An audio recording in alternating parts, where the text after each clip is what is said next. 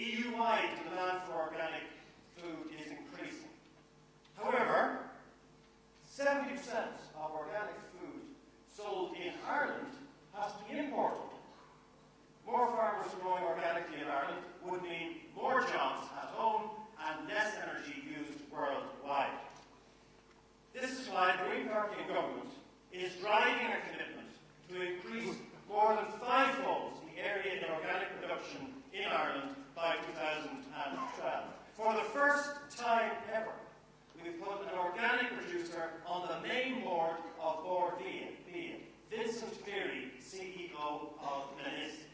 This strategy to drive the largest expansion of organic farming ever seen in Ireland will be fully published within days. And I want to thank Green Party members and all on the National Organic Steering Committee who have worked on this strategy and are keen to travel this road with me. To achieve food security in the face of climate change and peak oil, we'll need more than an organic strategy.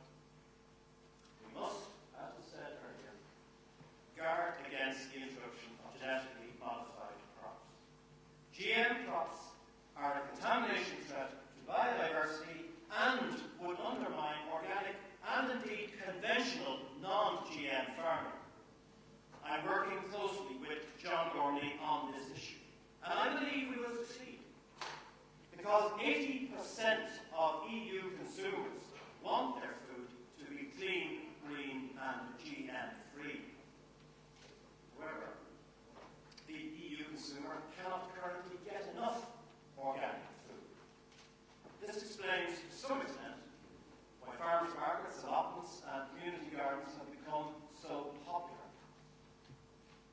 Meanwhile, and this really is an issue very close to my heart, farmers are just not getting a fair percentage of the price which shoppers pay for fresh produce.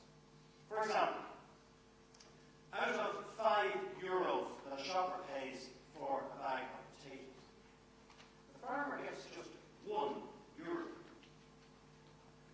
while the packer gets €2, and the shop takes another €2.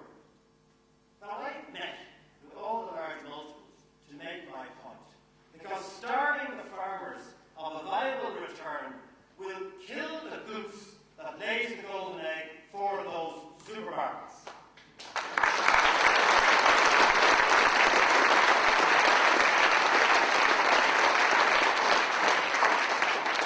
Ireland needs farmers, and it needs more young people to take up farming.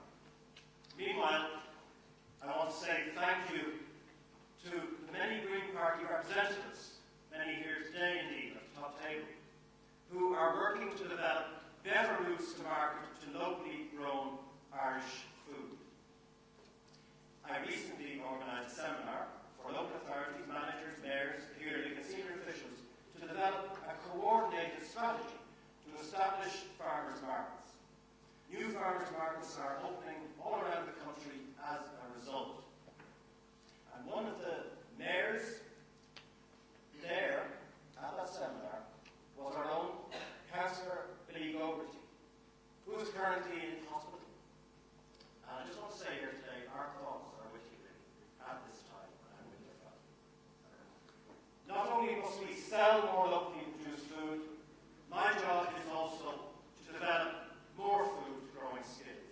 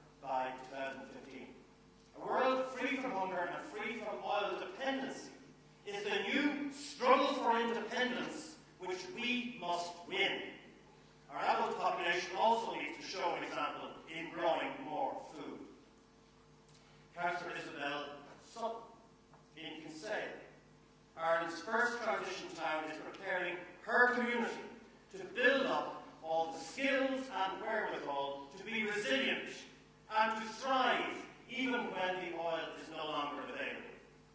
This includes growing food.